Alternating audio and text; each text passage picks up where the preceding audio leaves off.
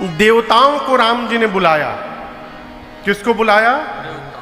और कहा यदि इसी तरह हाथ पे हाथ रखकर आप बैठे रहेंगे तो कल प्रातः काल में युवराज बन जाऊंगा, फिर हो गया आपका काम।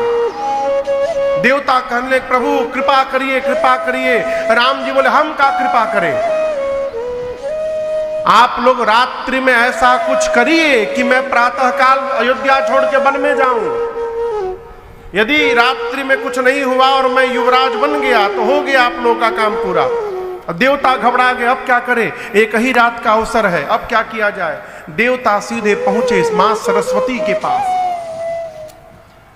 इधर रात्रि में पूरी अयोध्या दुल्हन की भांति सजा दी गई। अयोध्या जितना सजाया जा रहा है देवताओं को उतनी जलन हो रही है, पीड़ा हो रही है।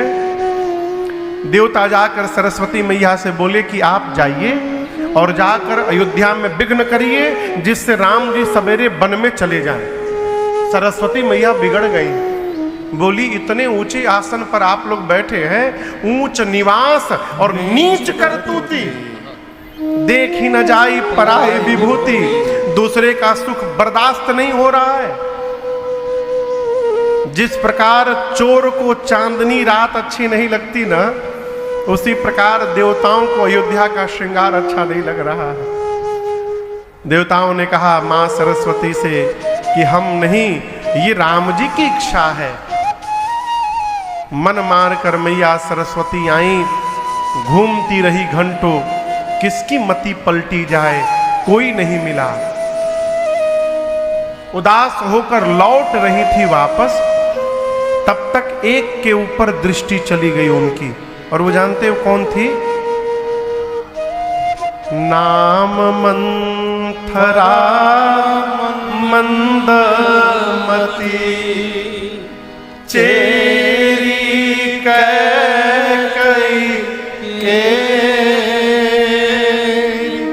अजस पिटारी ताहि करी गई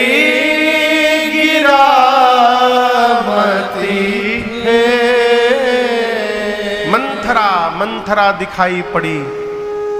मंथरा समझ गई मां सरस्वती कि इसकी मति पलटी जा सकती है। क्यों जानते हैं क्यों? मंथरा ने श्रृंगार देखा अवध का, सोचने लगी दिवाली तो है नहीं, ये अचानक श्रृंगार क्यों प्रारंभ हो गया। जाकर पूछा किसी से, उसने कहा किस दुनिया में रहती हो, तुमको पता नहीं कल प्रातः काल महाराज राम को युवराज बनाने वाले हैं। ये सुनते कांप गई मंथरा, चेहरा उतर गया। सरस्वती जी की दृष्टि गई कि पूरी अयोध्या नाच रही है और ये उदास खड़ी है, इसका अर्थ है इसको राम जी का अभिषेक भा नहीं रहा है, ये राम विरोधी है, इसकी मति पलटी जा सकती है। और सरस्वती जी पलट के चली गई। भगवान से विरोध करने वाले की मति कभी भी पलटी जा सकती है, इसलिए सावधान रहना है। मंथरा गई मां कैकई के पास, और आपको बताऊं गोस्वामी जी कहते हैं कई और जा करके बिना प्रणाम किए कोने में चेहरा गिरा करके बैठ गई। कैकई मैया देखी, अरे मंथरा तो ऐसे आती नहीं है। हंसते हुए मां ने पूछा कि लक्ष्मण ने कुछ बोल दिया क्या? कैकई मंथरा तुम उदास क्यों हो? इस पर भी मंथरा नहीं बोली। मंथरा जब नहीं बोली तो मां कैकई दौड़कर मंथरा के पास जाकर बैठ गई। मां कांप रही हैं और पूछी मंथरा आप दर्शन करिए। अब लोग कहते हैं मां कैकई राम जी की विरोधी है, लेकिन यहां कैकई मैया कहती है मंथरा सत्य सत्य बता, मेरा राम कुशल है ना?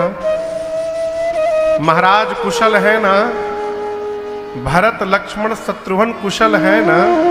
तुम मौन क्यों हो? कौशल्या कैकई जी ने कुशलता ना अपने पति की पहले पूछी, न अपने बेटे